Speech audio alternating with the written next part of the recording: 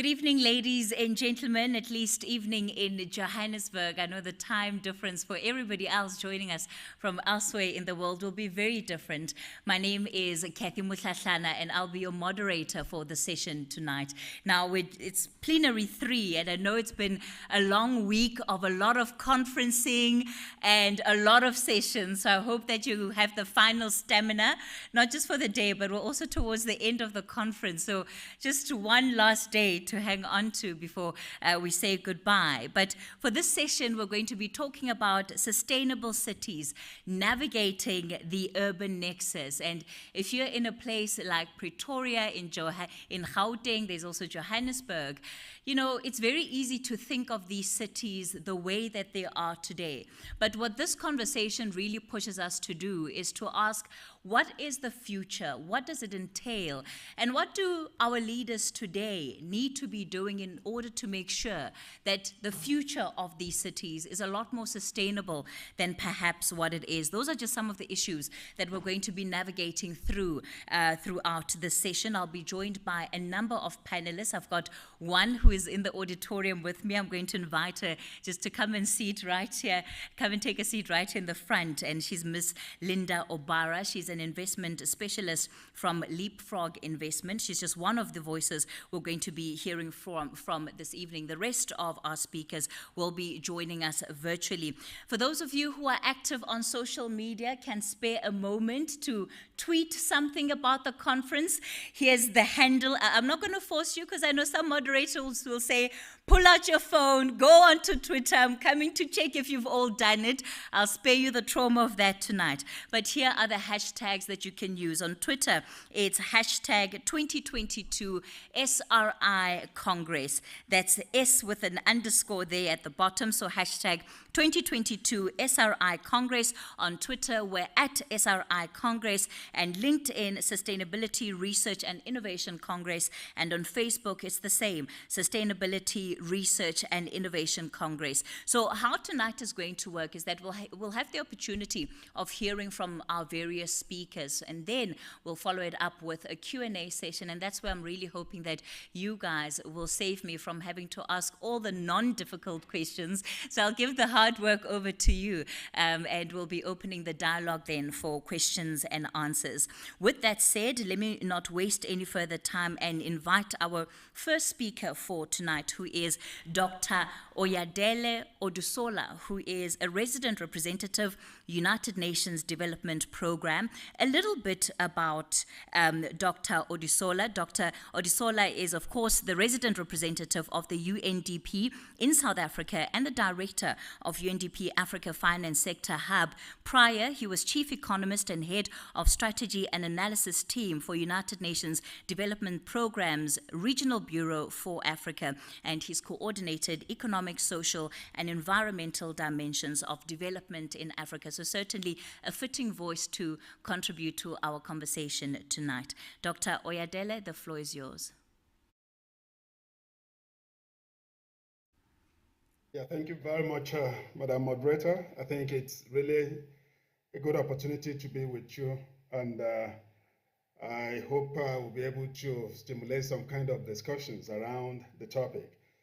Well, I just want to really underscore the imperative of the theme, which is sustainable cities navigating the urban nexus. It's something that is really considered to be very critical in shaping the landscape of development all over the world. But I will try as much as possible to really contextualize the issue around South Africa today.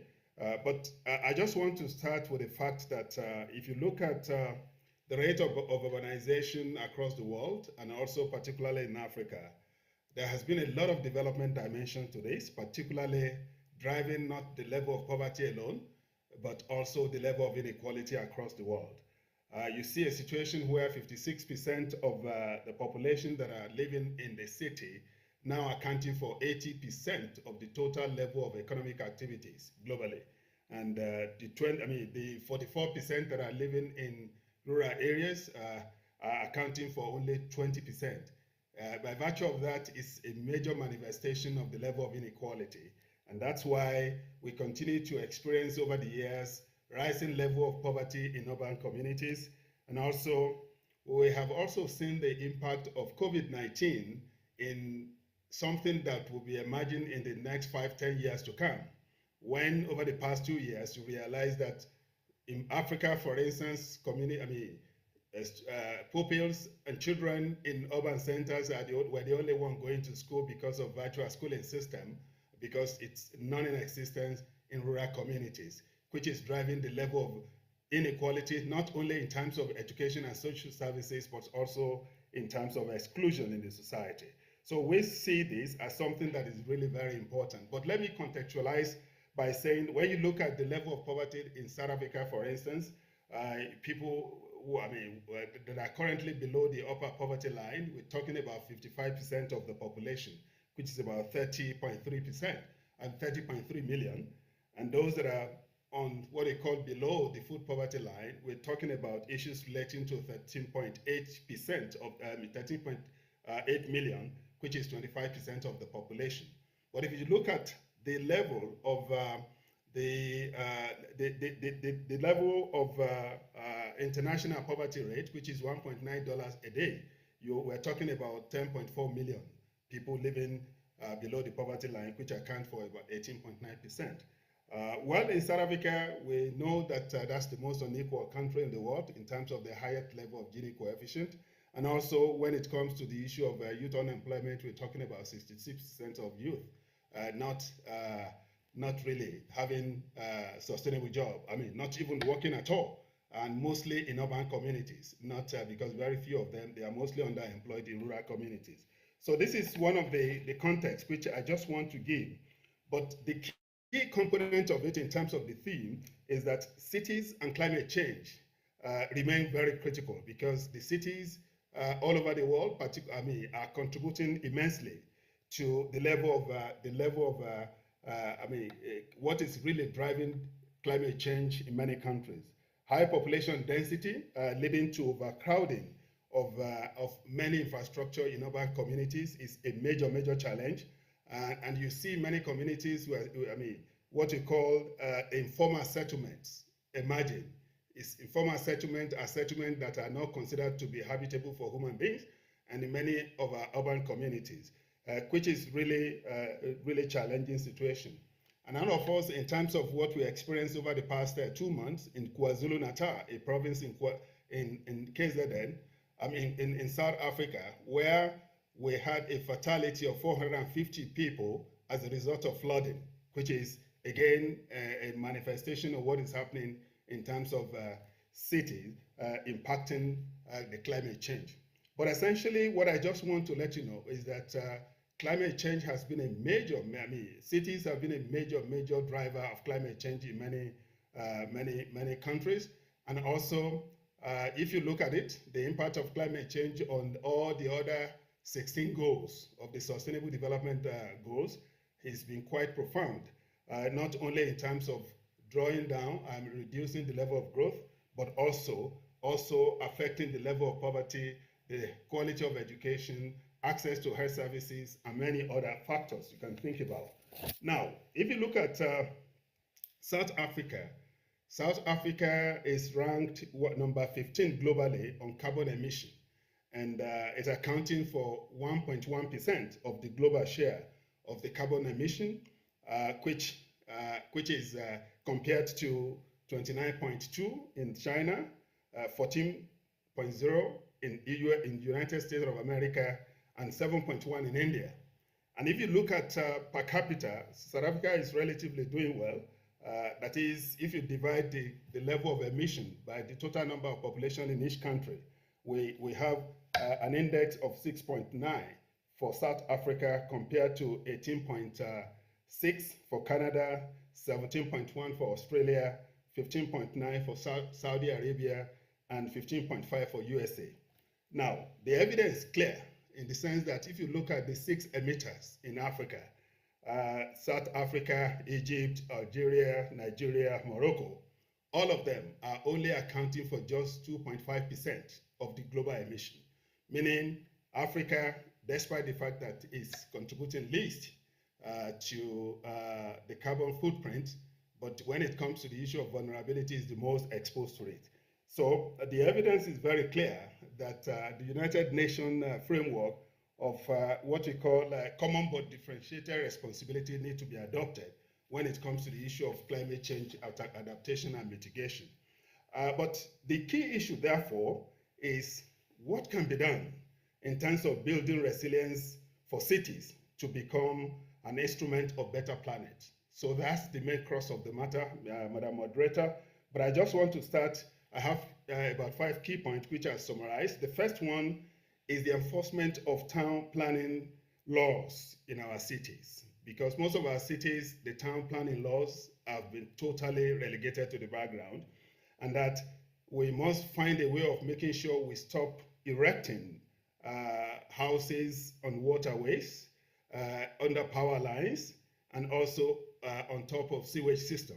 This is a major challenge across most African countries, which we need to really deal with, so that we don't allow cities to continue to contribute to climate change challenges. The second point is the need for us to really develop resilient infrastructure. Most of the cities in Africa, you realize that the infrastructure we have were those that have been put there over 20, 30, 40, 50 40 years ago, and that they've not been really rehabilitated, and some of them have not been replaced with infrastructure that we consider to be resilient to the current level of climate change, not only in terms of heat waves, but also in terms of flood and cyclones that is everywhere. So we need to ensure that our infrastructure like road, water, electricity, and waterways are resilient to climate change. So that's the second issue. The third one, for us to really make sure that we address the challenges posed by cities on climate change in terms of the Nexus, we also need to think about what we call rural development agenda, because one of the reasons why people troop away from the rural communities to urban centers is because of the facilities that are there. And most other countries have completely relegated the rural areas. Nothing is happening there. In fact, most of our rural communities are not inhabitable. They're inhabitable. So as a result of this, unless we develop a kind of rural transformation agenda, as has been put in place in India since 2005, which within about 10 years, they were able to move about 100 million people out of poverty because they were able to do a lot of what we call the rural infrastructure development program, which really transformed in terms of access to road, where they made it mandatory that any community that has over 1,000 people living there must have access to good road. And if you are living in a maintenance community, if the population of a community is 500 people and above, it must have good road. But this must be done in Africa and many other countries to ensure that we really transform rural communities so that it reduces the migration from rural to urban cities. Also, the fourth one relates to what I personally as a development economics, which I call Robanomics.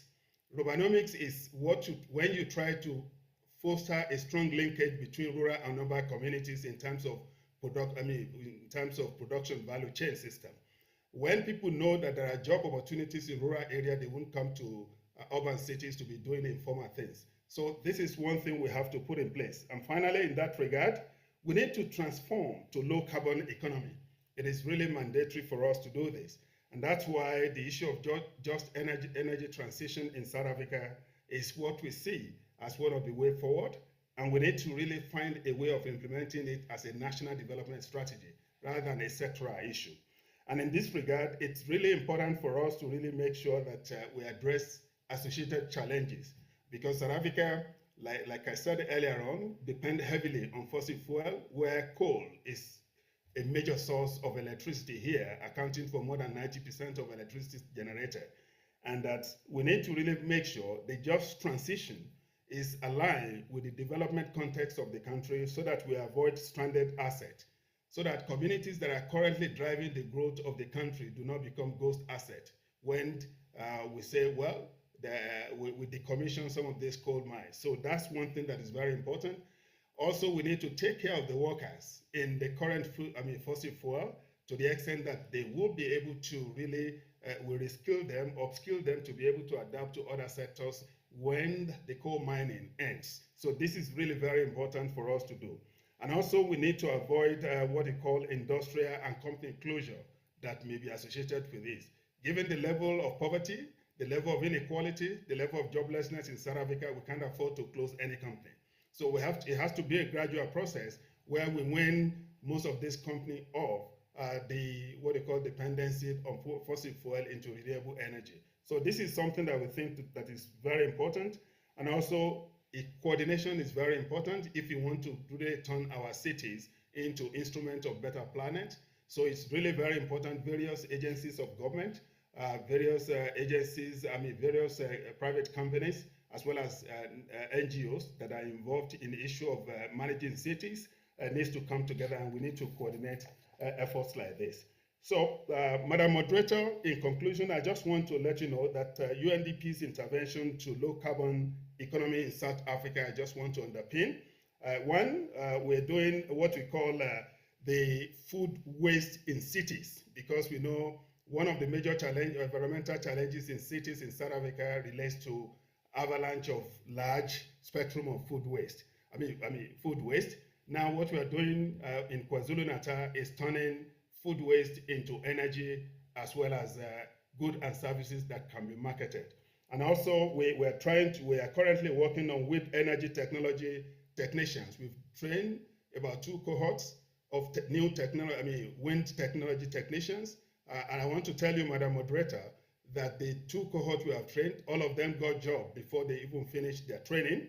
And the third element relates to the issue of the need for us to really find a way of the installation of mini turbine in the Eastern Cape, which are trying to show that is doable for mini and off-grid energy system. So this is what we are doing in addition to what we are currently trying to put in place, the Just Energy Transition Platform, which we are currently discussing with the government to ensure that this is done. So making sure our cities become a major instrument of better planet, we need to really need a holistic approach that cuts across many initiatives. It goes beyond a sectoral approach. We have to see it as a development agenda. That's when we can use our cities to become an instrument of transformation, development that will be beneficial to both in rural communities and in urban centers, and it will help us to really address the development and change the landscape totally. Thank you, Madam Moderator. Over to you. Thank you so much for that, Mr. Odusola. And I think it's such an important reminder, because when you live in a city, it's easy to get used to the convenience of what a city provides. And what he was really saying there is that when we talk about the future and sustainability, how do we make sure that we use those as tools to bring those that are on the margins, and margins here would be informal settlements, literally 30 minutes from where we are tonight, and those that are even further than where we are, 3-4 hours away, in the rural areas where probably a young girl like myself is from, and making sure that I don't ever have to leave that place just to be able to make something of my life, because that's how real it is in a country like South Africa that has such vast inequality. Let me invite my next speaker onto the platform, and that is Linda Obara. Linda is an investment officer with Leapfrog Investments. She's an experienced investment specialist with close to 10 years of working in emerging market private equity across Africa and Asia. She's currently an investment officer with Leapfrog Investments, which is an emerging market healthcare and financial services private equity fund. They also work across Africa and Asia. Linda, the floor is yours. Thank you, Kathy, and thank you for having me today. I think maybe I can just touch a little bit around Leapfrog and the work that we do currently. So as Kathy mentioned, Leapfrog is a emerging market impact investor that invests in financial services and healthcare in markets across Africa and Asia. Leapfrog Investments has been around for 15 odd years now. Very impact focused, very profit with purpose. So what do we mean by profit with purpose? In simple terms, we mean we invest in companies that do well by doing good. Right? We would invest in companies that are providing essential services in the areas of financial inclusion, areas of credit, areas of healthcare. And more recently, we have started to look at companies that are providing solutions to improve the environment where we live and work. At the core of our investment thesis is what we would call the emerging consumer. These are people who live on less than $15 a day. Having lived and worked in the markets across Africa and Asia, one of the things that we have seen, which is a huge problem, is millions of Africans, millions of Asians are falling into poverty due to health events. And we saw this as a problem that we want to solve. Now, the question would be, why healthcare, why financial services, and why this particular segment? The answer is quite simple. If you look over the next couple of years, health and wealth are going to be the things that people want fast. People are going to consume financial tools, healthcare, intensively over the next couple of years. And so therefore, companies that are providing the services are going to grow incredibly fast. They're going to innovate. They're going to change the way they deliver products. They're going to change the products they actually offer. They're going to make sure that they're serving the clients in the best way possible. And for us at Leapfrog, we feel that investing behind such companies, we're going to do exceptionally well. So that's really the reason why we focus on those particular sectors and those particular segments. Now, Leapfrog, as part of the impact we're making and the link to trying to create sustainable cities in Africa, is we are looking to create an impact. We're looking to reach people in terms of giving them access to services that they never had before. What we have seen in cities, as a professor just mentioned, that we're seeing a shift in all the markets that we operate, where we're seeing a lot of people are now moving to live in urban cities. And so what that means is that significant shift is actually putting pressure on the healthcare systems in which people live. And so something needs to be done to be able to strengthen those health systems. And so a key thing for Leapfrog is to find and invest behind businesses that will essentially provide the solutions to complement the public system. And in terms of the impact that Leapfrog has done, when we launched 15 years ago, our founder, Dr. Andy Cooper, had a very simple vision. He wanted to do two things. He wanted to reach 25 million people, 25 low-income people, and he wanted to generate returns to our investors. Today, 15 years later, we have grown from $100 million in commitments to over $2 billion in commitments. Our companies, we have invested in over 50 companies across 40 countries in Africa and Asia. Those companies alone have reached 250 million people today across 30 countries. So we are incredibly happy and excited about the impact that we are creating, at least in these markets.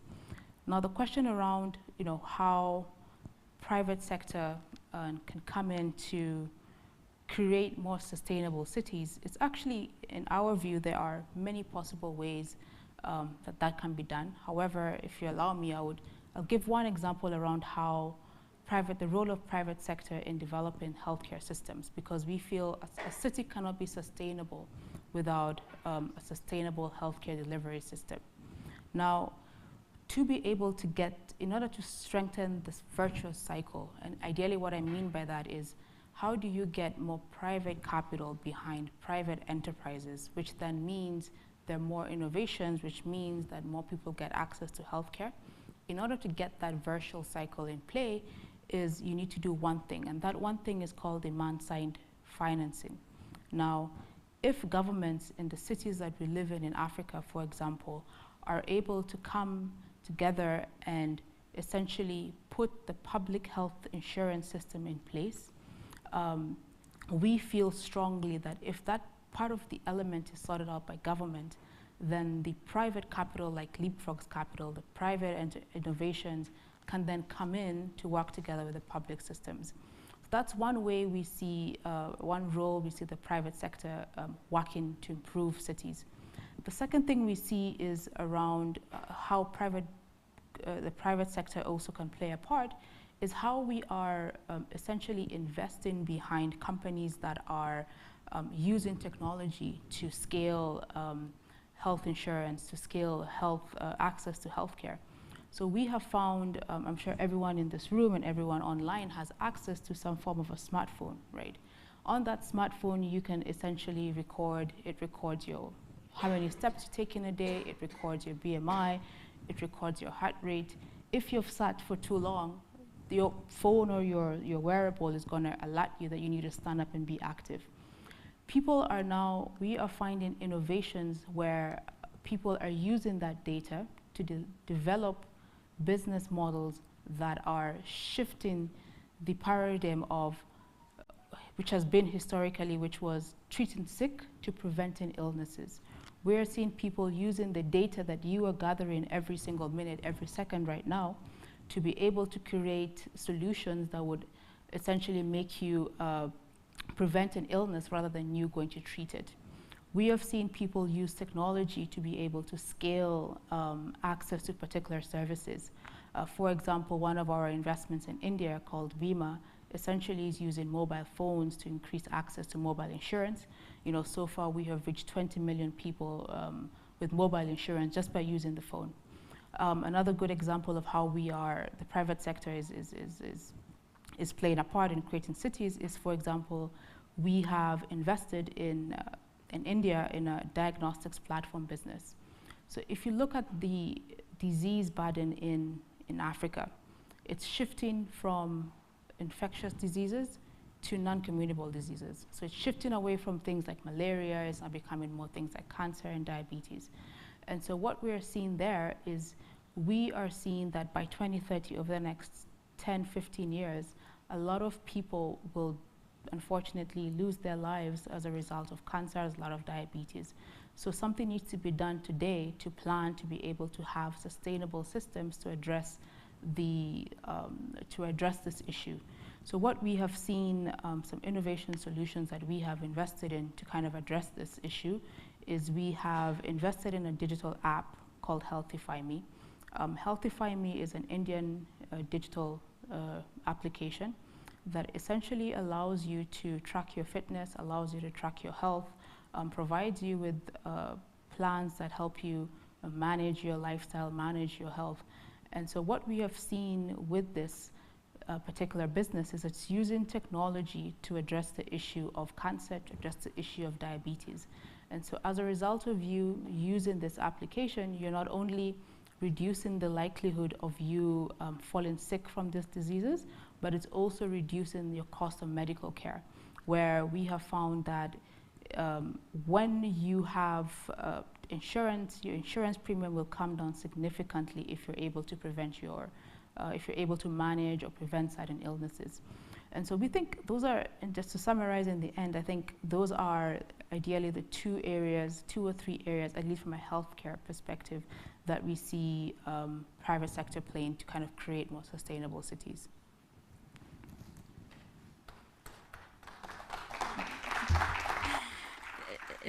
Thank you for that, Linda. Don't be shy. You can give her a round of applause. That round of applause was a bit skeptical. I feel like people are like, okay, should we, shouldn't we? You can go right in.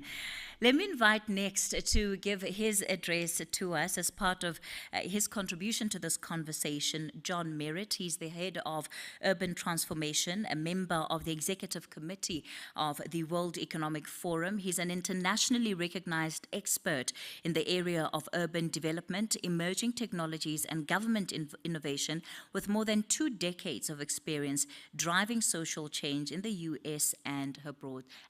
And he currently leads a growing team that is, a growing international team at the World Economic Forum with locations in 14 cities. I'll wrap it up there, Jeff. The floor is yours. Thanks, Kathy. Pleasure to join you today. Whereas I'm here, in my capacity as head of urban transformation for the World Economic Forum, I thought, in fact, it might be most helpful for me to share some experiences and learnings from my time working in city government, because I think it's very important as we talk about these big, very ambitious, broad goals of sustainable cities, that we understand the sort of practicalities and how do we actually operationalize the visions that we're hearing today from all of our speakers.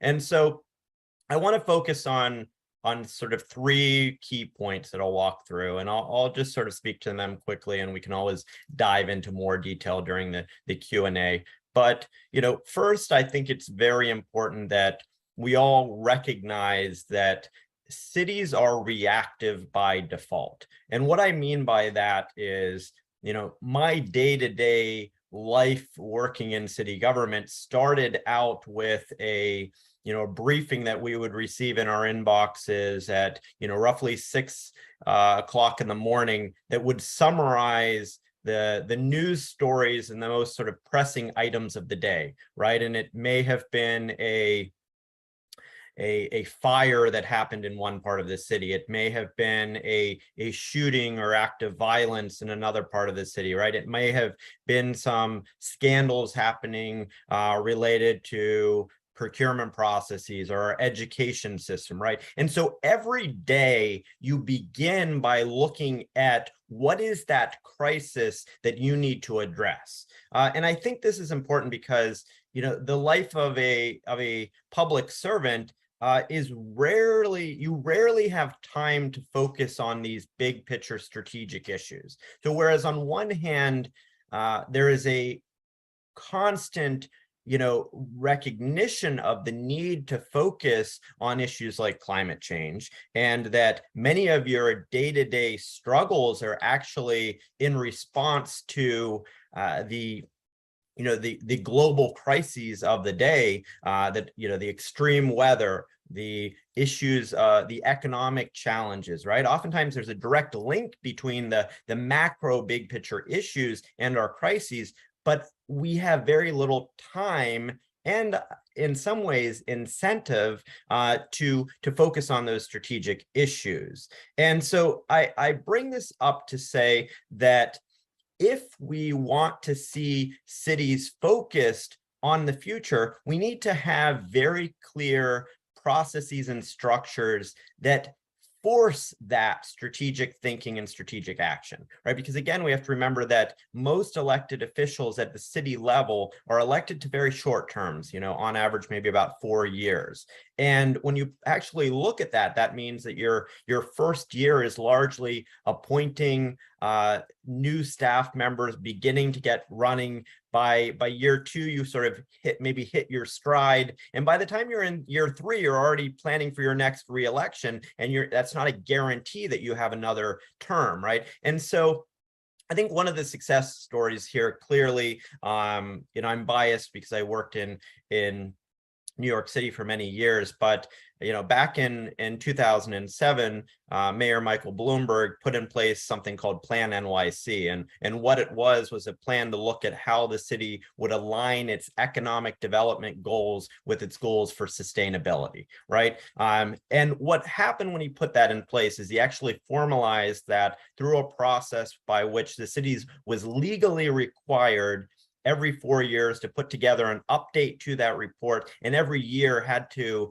report across its accountability measures, right? Its specific indicators on how it was performing on those long-term goals. And all of our budget dollars were ultimately tied to those big picture strategic goals. What was the change that we wanted to see in terms of air quality? What was the goal in terms of decreasing congestion on streets, or the number of trees that we wanted to see planted, right? And could we track that year to year, and was there ensuring public accountability? What actually the brilliance in this program was not in the sort of data-driven operations, it was in the fact that those 4-year cycles were positioned in the middle of political terms. And so what that meant is that every new administration that came on had to follow through on plans that were put together by their predecessor. And regardless of if they were getting reelected, they were shaping the future and they were shaping the path that whoever followed them in office, the administration,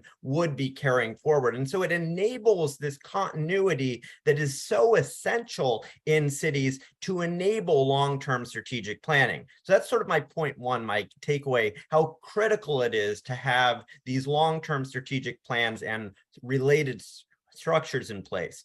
Second point I want to make is that oftentimes we'll hear again and again concerns about resourcing, and this is a given in cities of all size. And whereas I don't want to underscore the importance of resources, I was very, very privileged in New York, where we had a budget of over $90 billion a year. We had 325,000 employees working for our city. However, whereas resources matter, it's coordination of those resources that is ultimately more important, because those resources and the number of staff can easily become chaos, if you will, if you can't actually orchestrate the operations across different silos of government. And so for me, in many ways, the most important role that I played was actually coordinating the work across city departments to make sure that the sort of right hand knew what the left hand was doing. And then again, as I think I underscored before, this doesn't just happen naturally. It's essential that these roles that are established to coordinate efforts citywide and drive long-term strategic progress are tied to authority. And that authority can sometimes be formalized in the law and can be backed by significant amounts of budgetary dollars, but it also can be perceived authority and perceived influence. And without a doubt, much of what I was able to achieve was not based on having a large budget. It was the view that I had a direct line to the mayor and therefore had influence, and that in some ways, working closely with me would ultimately help individuals with their goals, regardless of where they were working across the city government. And then my last point that I want to make is that I think that even if we have long-term strategic planning, even if we have strong centralized coordination mechanisms, we need to accept the fact that governments alone cannot and will not solve these big macro level global problems.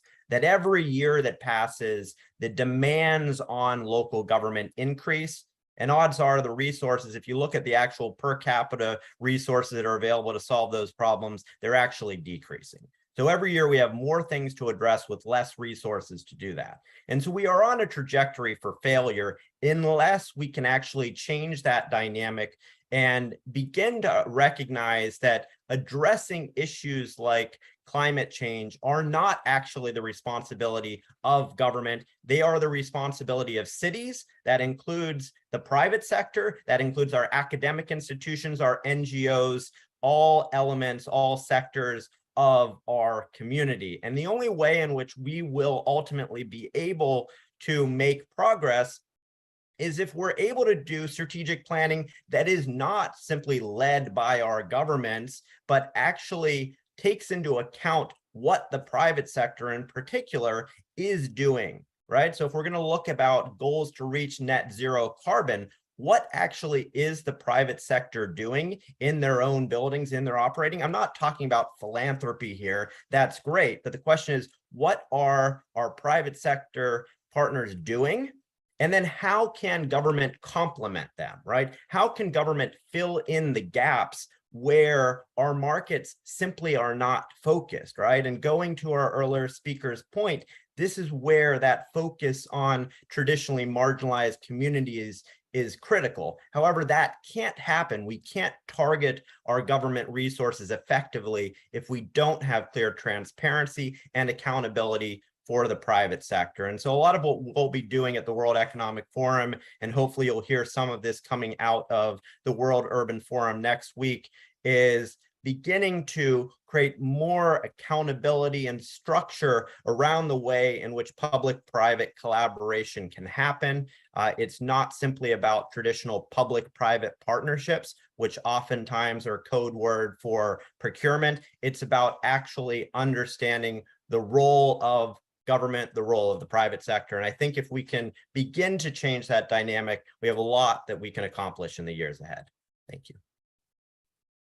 Jeff, thank you so much for that contribution.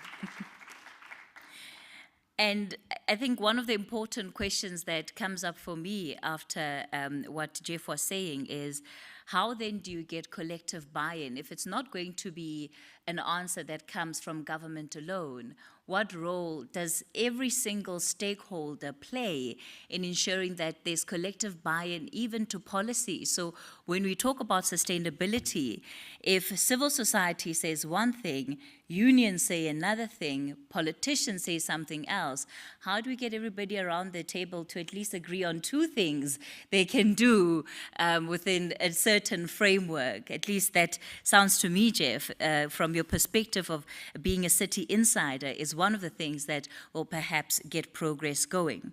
Let me invite then our final speaker for today, Sher Kilkis, who is an alumna of KTH, Royal Institute of Technology, and Georgetown University. She graduated magna cum laude with honors as the gold medalist in Science, Technology, and International Affairs. She's also served as lead author in the Intergovernmental Panel on Climate Change, the 6th Assessment Report Working Group 3 on mitigation of climate change with a focus on urban systems, is an author of the Summary for Policymakers and Technical Summary. All right, Cher, the floor is yours. Thank you very much, Kathy, and greetings to the SRI Congress. I would like to join this conversation. We've heard about development, health, strategic planning, and how this all come together while cities are addressing the climate change. And I would like to enter this conversation by emphasizing that visionary approaches to sustainable urban systems require respecting the people, the environment, and the climate in an interconnected way. And sustainable urban systems are multidimensional, and this requires integrating opportunities for a more sustainable future while delivering co-benefits for the people and the planet. And let me just take a few moments to share findings from the IPCC in this regard. For example, when we look at the possibilities of urban systems, the IPCC report is emphasizing urban systems and their climate mitigation opportunities. So when we look at this plenary session, how can urban systems navigate these opportunities for a more sustainable future? So in this urban system, we have energy, we have buildings, we have transport, land use, and what was just mentioned by our previous speaker, the strategic planning needs to cover all of these layers. And all the layers are also interacting. So how you design the cities of tomorrow, how the urban planning is done, how the land use is laid out, these all affect these opportunities. So in navigating this space, in navigating these opportunities, seeing the interactions between these layers, the people, the behavior, the enabling infrastructure for more sustainable either walking or pedestrian streets or cycling, these are all interconnected in one system. And also how urban areas are planned, whether it's compact or more less dense, these also impact the carbon sinks, the agriculture. So this system view provides us an opportunity to navigate both the opportunities within and across the urban systems. So when we look and when we put this into the perspective of scenarios for our future, which is very relevant, we can see that unless there is ambitious and integrated action, it will not be possible to mitigate the greenhouse gas emissions as much as we desire. So with moderate and low mitigation efforts, in fact, instead of a decrease, it's most probable that there will be an increase in emissions for urban emissions. So right now we're about 29 gigatons CO2 equivalent, and these increase by different amounts in the moderate and low mitigation pathways. But when we say ambitious and immediate mitigation efforts, it's possible that urban emissions are at most 3 gigatons CO2 equivalent in 2050. And what does this mean? So across the world, we have established cities, we have rapidly growing cities, emerging cities, also in the global south, and everywhere actually. So what will these ambitious mitigation efforts for all of these different types of cities entail? So this involves better urban planning for reducing and changing energy and material use, electrification in combination with switching to renewable energy sources, and this has many co-benefits for health, clean air, multiple co-benefits for the urban inhabitants who are living in those cities, and also enhancing carbon uptake and storage in the urban environment. So urban trees, urban forests, all of these provide another way, a complementing way for integrating these actions. So resource efficient and compact cities, these are the visions that we can start implementing right now and for the future, so that we can have the greenhouse gas emission reductions that are necessary for our climate future. And when we say about different typologies or types of cities, so emerging, rapidly growing, established, each one of these can implement an integrated strategy, while, for example, there might be less opportunities for urban planning in an established city, then that city in an integrated strategy can also emphasize electrification. So all of these are the components, the pieces of that puzzle that need to come together, while the magnitude and the way these pieces are combined can change for different types of cities. And in this respect, so let's look at, for example, land, transport, and buildings. More compact cities, more public transport, shared mobility, spatial planning, also involving the urban energy system with electrification. These are very prominent ways that the strategic planning, as we heard, can come together in cities, and co-located jobs and housing, for example, these can reduce energy demand by about 20-25% by 2050. So this is the importance of better urban planning, especially in the emerging and rapidly growing cities, are very promising. And when we come to the Sustainable Development Goals, these are the urban mitigation options that the Working Group 3 and IPCC looked at: urban land use and spatial planning, so many synergies across the SDGs, electrification of the urban energy system combined with renewable energy-based district heating and cooling networks, urban green and blue infrastructure, so those nature-based solutions that deliver these aspects, and waste prevention, minimization, and management for the more resource-efficient cities. And the way that all of these integrate in sustainable cities, this vision of integrating these options, these are expressed as integrating sectors, strategies, and innovations. And as we see here, when we integrate, not only do we capture cleaner air for our health, more walkable spaces, the shade of those trees under the summer heat that we so much appreciate, but when we integrate these solutions, so electrification, better urban planning, resource efficiency, it is also possible to capture much more synergies with sustainable development goals. So climate action is critical to achieving a more sustainable future.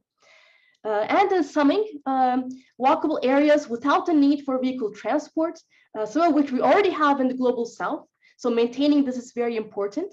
Greater renewable energy penetration based on more flexible energy demand. So when the sun is shining, the wind is blowing, sometimes we don't always need the batteries, but more flexible way of using the energy demand response is very important. Resource efficiency with lower environmental impact across the supply chains, how we use the materials in planning and building and operating our cities. These are all possible when we come together in an integrated approach, transdisciplinary approaches. And with this, I re-emphasize once again that the time for integrated, synergistic, and coordinated action is now. Thank you very much.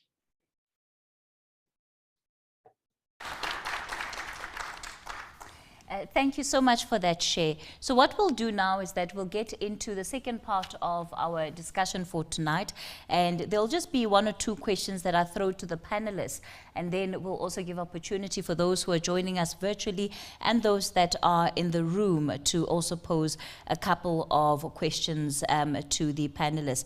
From my perspective, I wanted to ask, and I think this is really for any of the panelists, probably more specifically Jeff and Mr. Ayodele.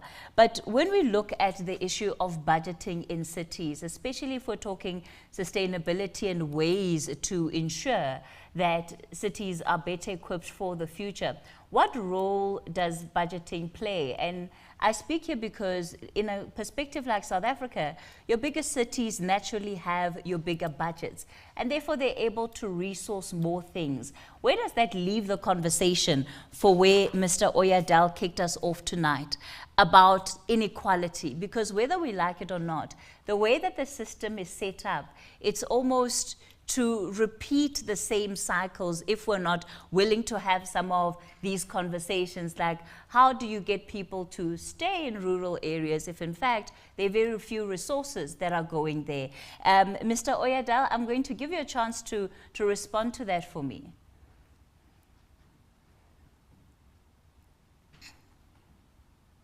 Yeah, thank you very much. I think you have really put it very rightly that the role of budgeting is very critical, because many of the rural municipalities, rural provinces do not have what it called the strong financial base to be able to deal with this.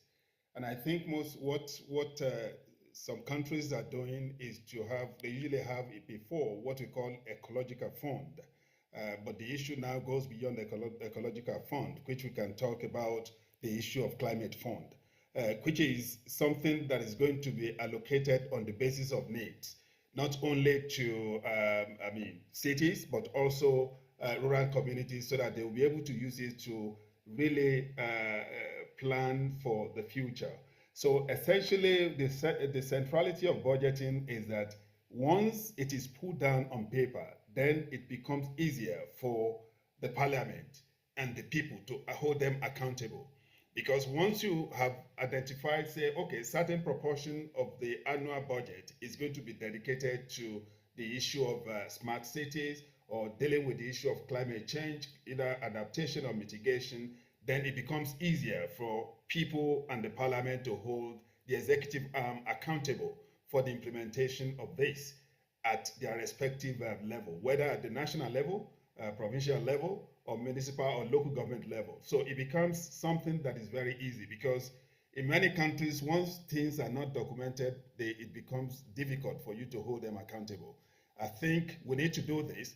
And one of the things, based on the experience I've had in government before even joining the United Nations, is for each country to have some kind of a replica of what we used to have in the 90s and the 90s and 2000, something in form of ecological fund, is to have climate change fund, so that we're able to, for instance, communities that are prone to flood, we have to make sure they are allocated enough resources to be able to make sure the waterways are effectively fortified, and also communities that are prone to the issue of heat wave, a lot of things needs to be put in place, and cities that are currently facing a lot of informal settlements needs to be given resources for resettlement in a formal setting that will allow for dignity of human beings that are living there. So the role of budgeting is very critical, and I see it as one of the ways forward. But the beauty of it, the main challenge is that the resources are not evenly distributed across tiers of government. There is what we call a kind of the mismatch between fiscal responsibilities and fiscal power. Those local governments, as well as metros, that are supposed to have larger chunk of the responsibility of protecting the communities, making us fortified for the climate future climate situation, they do not have the resources to do that. So we have to address that financial inequality across tiers of government to ensure that the fiscal power matches with fiscal responsibilities as it relates to the issue of dealing with climate change and promoting smart cities across the world. Thank you for that. I also want to come to Jeff. You emphasized quite a lot that the solutions to our cities is going to have to be a collective approach. What have you found to be some of the challenges in kind of bringing people together and driving solutions, collective solutions to the problems that cities are facing, whether it's around services, urban development, whatever the case might be? Yeah, thanks. Let me start maybe by sort of picking up on what my colleague just sort of said about sort of budgeting, because I do think that he's 100% right that we have to start with transparency here, right? And we don't have one size fits all governments around the world, right? That the powers and the budgets of municipalities vary dramatically, right? In different regions of the world, more of that sort of budgetary power and responsibility falls at the federal level. Oftentimes, sometimes it's at the state level, and sometimes it's at the sort of county or local level. And so I think understanding those unique characteristics in different areas is critical. But regardless of that sort of distribution, ensuring place-based accounting is really key, because I think what we see a lot of times is that budgeting happens in a sort of horizontal way, right? So we'll see a certain budget allocation for a citywide investment, right? A program, but actually, when you look at where those dollars or those funds actually land, that they tend to land in communities where perhaps those finances are not as critical, right? And particularly when we talk about informal settlements, part of the challenge here is the informality, right? And that there's a natural incentive to invest those public dollars in areas where there are voters, right?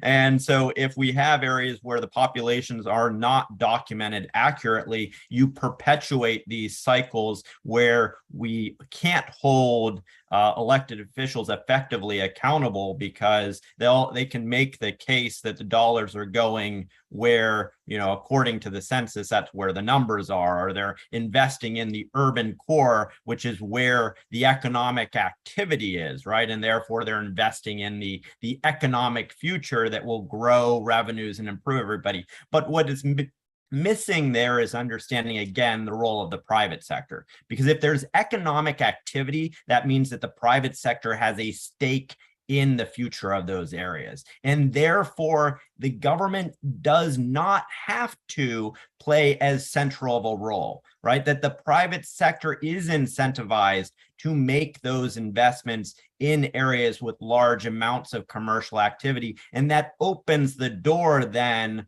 for the public sector, for governments to focus their investments on areas where there is less commercial activity and less economic activity.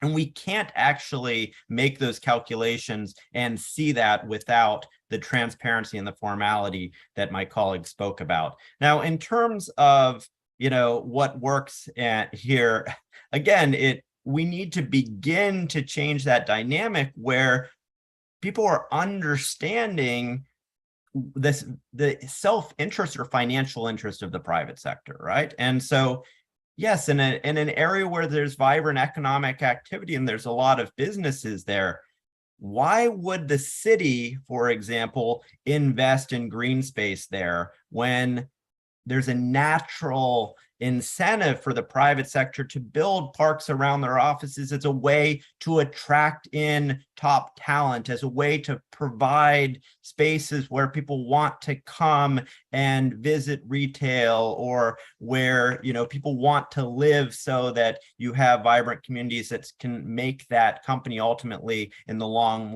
run more sustainable and profitable, right? And so I think that clarity and transparency is where we start, and that we need to put more pressure on the private sector here to show what investments they're making, what they're willing to do, and that we don't default to saying that government is going to start that process out. We start with the private sector and then layer on government second.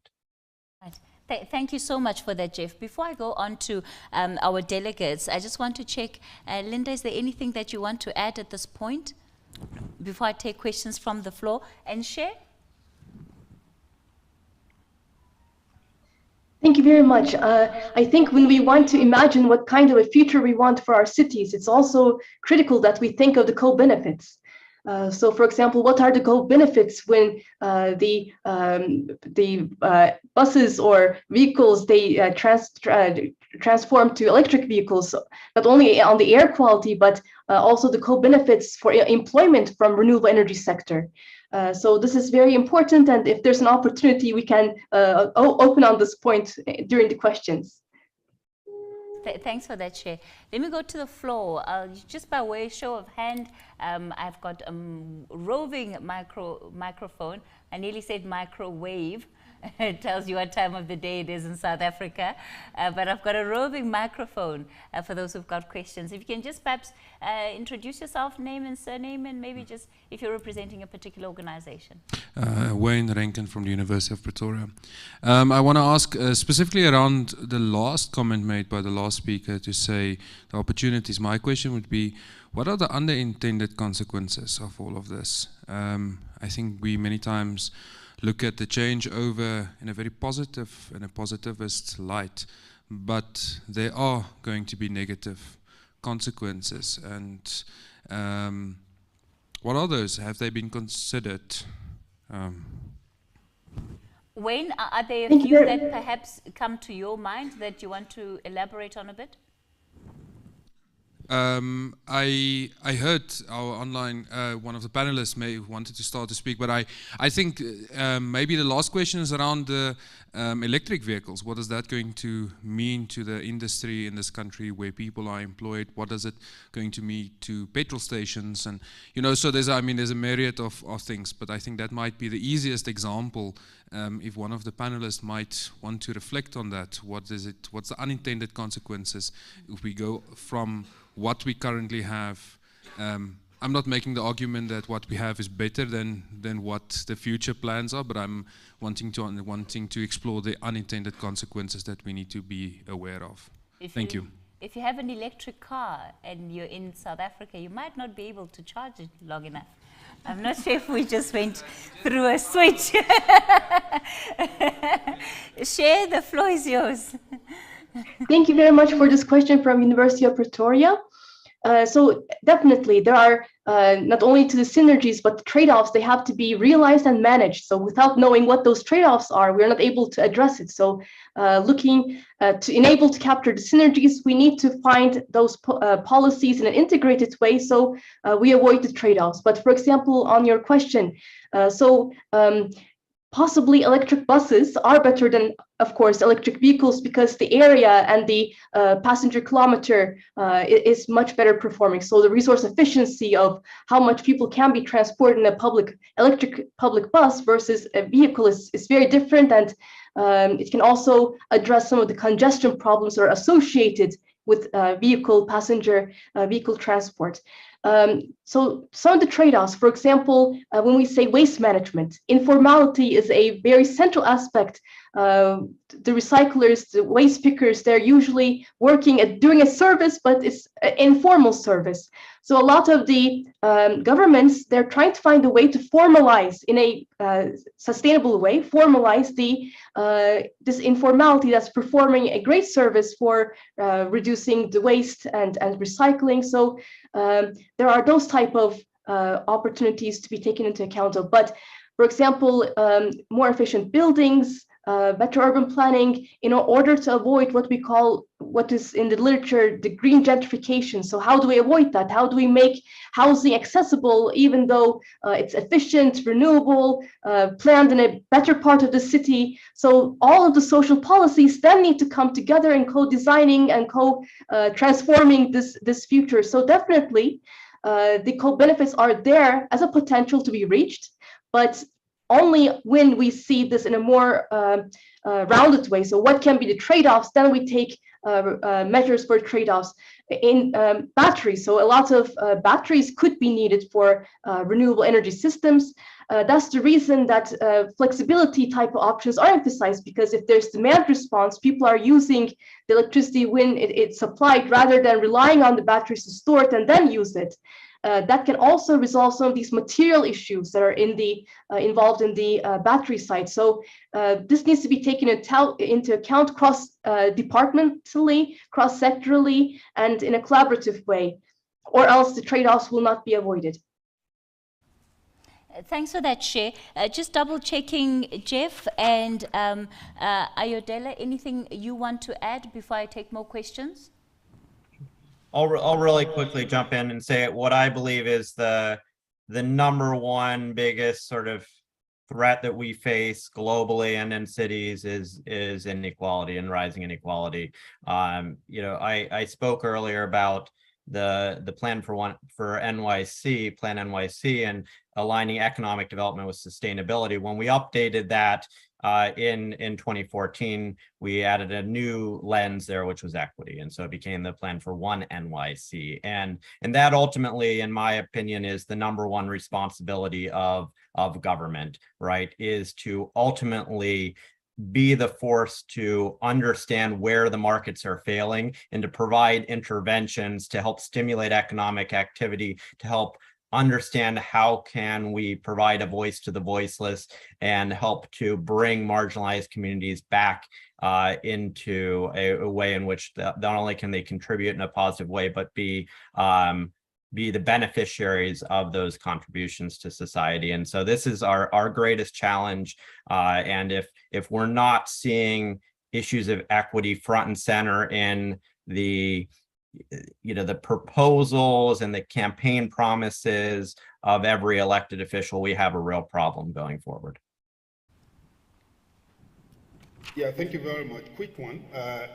When it comes to the issue of electric cars, I see it as one of the creative destruction that we have in development process, particularly because as Cyril has mentioned, there'll be some what they call some emerging opportunities arising from there, why it's destroying other sectors, particularly job opportunities. But it's possible for us to really make sure that opportunities are created along that line, particularly when focused on African countries. It may be a challenge to do that for now because more than 50% of African countries have electricity for up to 40% of their population, not to talk of charging cars. So that's a major problem. Two, we need to ensure that some of the innovations that are coming as a result of these smart cities is not making African countries to be too dependent more on advanced countries. I think that's one of the areas I will call on African government to see how best they can make effective use of this by making sure that they create opportunity locally to be able to supply some of these things that are needed for the emerging innovations. All right, thank you for that. I'm going to ask the microphone. Where's that roving microphone again? There we go. Somebody else for questions for our delegates. You can just raise your hand and we'll get the microphone to you. We've got a hand here in the front.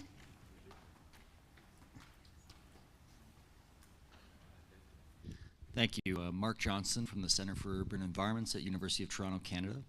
My question is mainly for Jeff Merritt and asking for a bit of clarification. Did I hear correctly that your vision is that governments are not really responsible for sustainable development, but it really should be put with the private sector? No, I mean, I absolutely believe governments are responsible. They can't do it alone. It is by no means financially feasible or sustainable to put the burden of sustainability on governments. Governments have a growing set of responsibilities. Particularly, we saw that in the last couple of years with the COVID-19 pandemic. If we put the burden of sustainability or this responsibility solely on the back of governments, we are destined to fail miserably here, that this is a shared responsibility. And if the private sector cannot see how its own financial future depends on moving towards sustainable practices, again, we have problems. I truly believe that the companies that will succeed 10, 20 years from now are companies that have moved towards sustainable processes and have adopted a new way of business. A number of years back, we used to talk about how important it was to see companies adopt technology, right? The technology was the the big thing that was transforming businesses, right? And now I think we can say that most every business is a technology company, meaning it's technology enabled. Going forward, every business needs to be a sustainable business and has to have embedded sustainability practices. It's not something just a couple companies that do good have some efforts on the sides that benefit the environment. It has to be widespread adopted. Government has a role in taking carrot and stick approaches to help push that progress forward. But I think it's very, very important that we acknowledge the magnitude of the challenge around climate change and climate action, and are realistic about the fact that this has to be an all hands on deck approach and a well-coordinated strategy at the local, regional, national, and global level. So philosophically, that sounds like a great idea, but it seems to rely on a lot of goodwill from the private sector.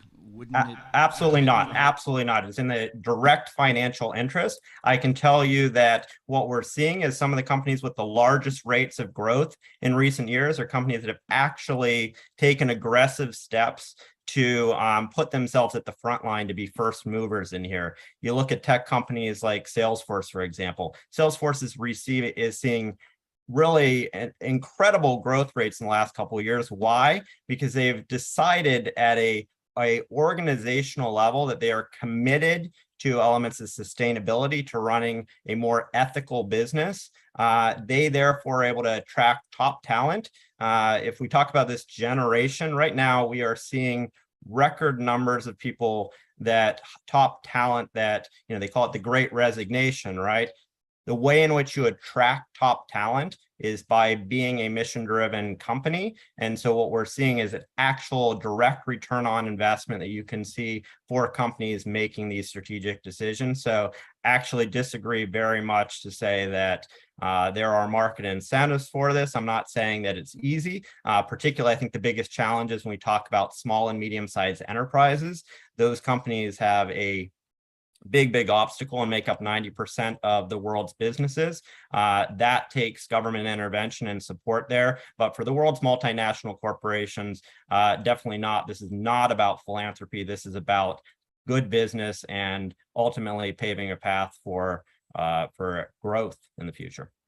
Finish my question then. Do you see a need for legislation to create incentives for private to move them in this direction if they're not willing to do it independently?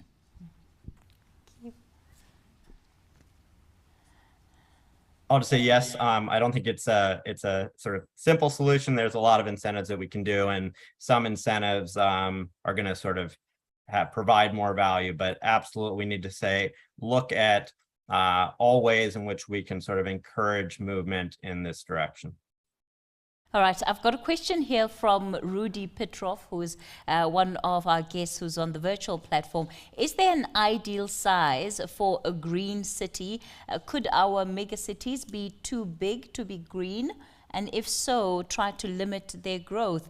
Oyadel, I'll begin with you.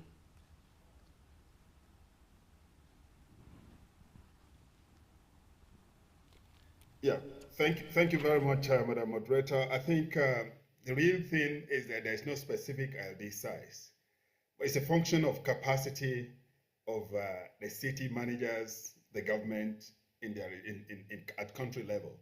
Because there are some countries that have the capacity of managing it no matter how big it is. And there are some countries that cannot even manage small towns, not to talk cities, as we speak now. So what we need to do is to be able to develop capacity of the various managers across the tiers of government to be able to really make sure this is effectively managed. There's no size. But what we need to do is just to ensure that now in many African countries, when you want to put a structure there, whether it's a house, it's a company, nobody supervises it right from the beginning to the end.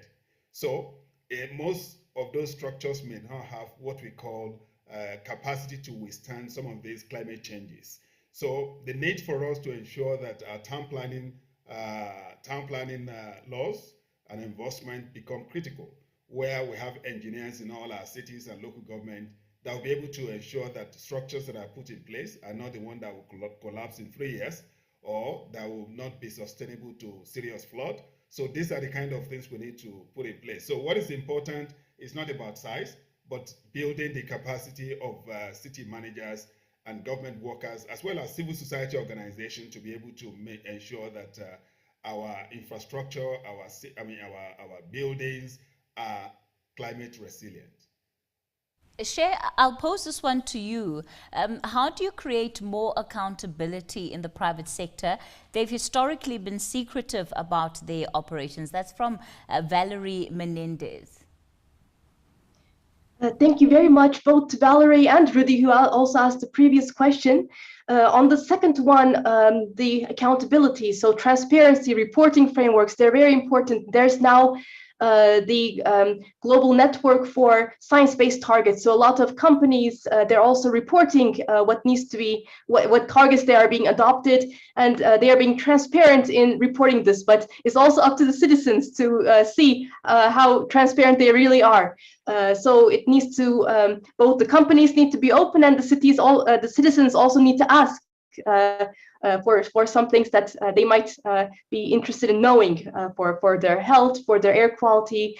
I want to add something to the question asked by Rudy, if I may. I would like to say that there has been studies that have looked into the parameters that define more sustainable cities, for example, population density. Others are also looking for the water, because now in climate change, the water will be impacted, the water resources will be impacted.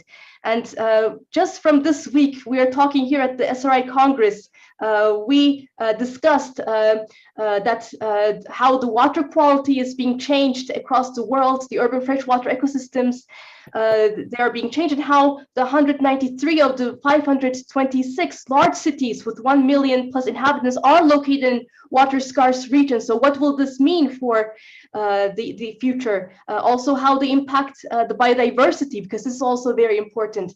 So when we ask about the ideal size, it also impacts depending on the local environment, the local natural resources, local water resources, also the land, how the land is being used, also the air. The recent World Health Organization just launched the new database on air quality, and a lot of the megacities, their air quality did not improve. So the annual mean particulate matter concentrations were relatively constant across the megacities in the last years. So all of this is suggesting that a lot more needs to be done. Yes, we need to still think about how to make our existing megacities more resilient, but also ensuring that they do not exceed too much, because maybe they could be extending into floodplains, into more water drought areas, or near coastal areas while there's sea level rise. So all of this needs to be taken into consideration, also looking into the local context. All right, I want to come back to Linda, because, you know, Linda, when we look at the work that you guys are doing and investing in healthcare, we're coming out of a pandemic, and we're talking about sustainability. And just more broadly, it hasn't really been a big feature in terms of what some of our other panelists have said today. But when I look at what you are investing in as an organization, is the assumption, and it might sound a bit controversial here, but is the assumption that governments on Africa and Asia are fundamentally going to fail when it comes to universal healthcare, and therefore you are absolutely going to need alternative solutions, especially when I take into account your 30-year plan that you were telling us about earlier? I think that's a great question. And I think when it comes to universal healthcare in governments in Africa and Asia providing universal healthcare, I think their biggest constraint is really around budget allocations, right? Where we have found, if you look in Africa, for example, the percentage of annual budgets that are allocated to healthcare are less than 5%, right? In most African countries, South Africa is slightly larger, Rwanda, Ghana, Nigeria, they're given much higher allocations, but in most African countries, the allocation is less than 5%. And so what that means is that their ability to achieve universal health coverage is more or less set for failure, right? So somebody else has to come in and plug in that gap, right? Currently, the gap is being funded by donors. a lot of donors, such as the Gates Foundation, Global Fund, for example, are pumping billions of dollars to support government or complement government budgets. Now, still, that's not enough. So where is the balance going to come from? It's going to come from private sector. However, as a commercial investor, when we make investments, they have to make commercial sense, right? We would not invest in, we would not fill the gap in, we will not fill or provide capital into areas that we feel we are not going to make returns, right? And so to your point earlier, is we need, for us to be able to do that, we need strong incentives from the government, incentives in terms of lowering duties, incentives in terms of reducing tax in certain areas. It could be, you know, longer moratoriums on our taxes, etc. So I think, to your question, do I feel UHC will fail? Yes, in areas where there are no donors. The governments need to increase their capital allocation. Difficult to do that when their revenue generation is low. So they need to find ways to increase the revenue that they generate in their countries to be able to increase the allocation. We need the donors to come in and increase how much they're bringing into each of the countries. And then if there is a gap, then we need to figure out what are some of the incentives you can give us as private sector for us to make sense. Now, outside of incentives, what we have found is people are, we've seen innovations in developed markets where they are finding ways to reduce costs by using technology, right? And so either you increase how much you give in UHC, or you try and bring the cost down. How do you bring the cost down? You can bring the cost down, for example, instead of me going to Netcare, I can see a doctor on my phone. The consultation cost of seeing doctors on my phone is significantly cheaper than going to a physical hospital. So what government can do is say, your first point of care before you go into Netcare is you need to see a virtual consultation, and that would ultimately reduce the cost. Another way they can do it is they say, rather than allocating budgets into rural areas where they're building hardcore infrastructure where there are not so many communities that live around there, they can say that we will remotely offer primary, secondary care in those areas using your phone, right? So instead of having a physical hospital in, you know, somewhere in Durban in the middle of somewhere, you can say, we are going to do telehealth in those areas, and therefore the allocation of budgets that I had, I can now reallocate them into these areas. So those are some of like ideas that we've seen that potentially could solve this. But I think we have a long, long way to go to be able to achieve maximum. Absolutely. Thanks for that, Linda. We're getting ready to round off the session. I'm just going to do one final look through the room, make sure I haven't missed anyone. All right, I've got one last hand over here. The lady in the gray jacket.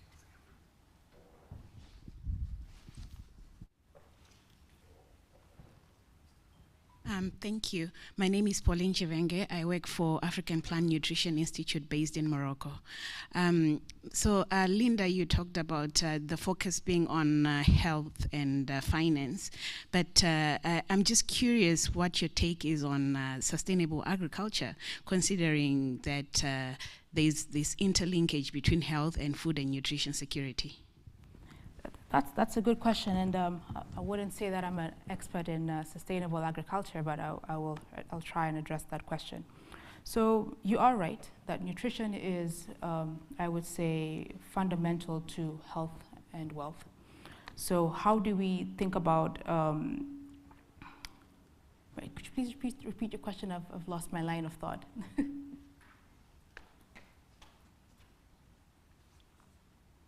I'm just curious what your thoughts are in regards sustainable agriculture, considering that food and nutrition security is interlinked with health.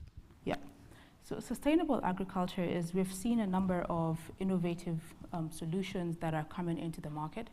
One of them, for example, is around how we irrigate our farms on which we plant. So we're seeing a lot of innovative solutions in terms of how we power those plants that could be sustainable. We are seeing sustainability in terms of the raw materials we are using. we're seeing where instead of you using particular fertilizers, you're seeing people going more green, right? And more green in terms of how they grow that fertilizer. So because I'm not entirely well versed in sustainable agriculture, I would say that those are some of the areas we've seen some integration, right? But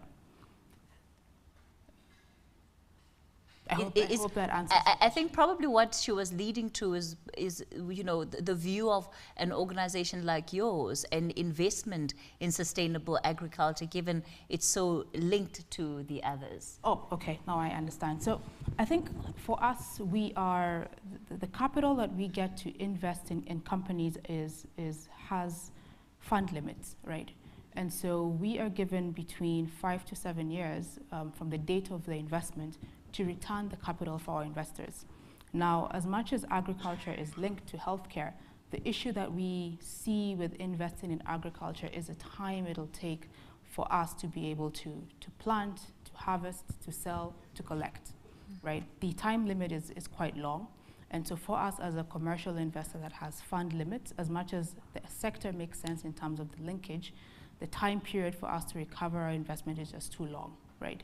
What we would do is, instead of investing in from farmland, we would say we would invest in businesses that are direct to consumer. So once the final product is done, invest in businesses that are using sustainable efforts to deliver agricultural products to consumers.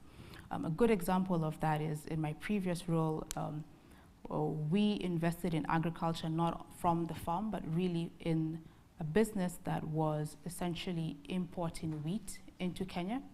And so what we found was in Kenya, majority of the wheat that's consumed in country is imported.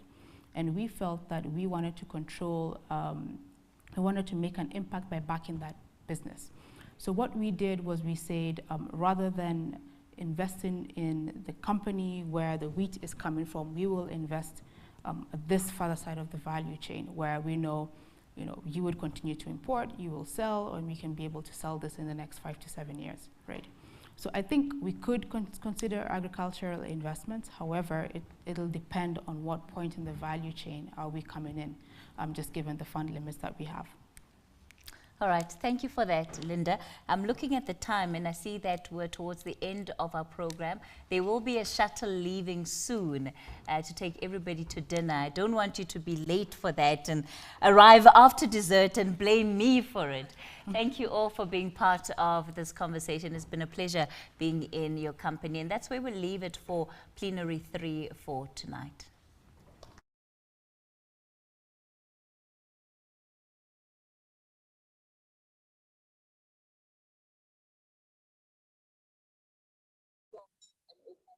Thank you, everybody.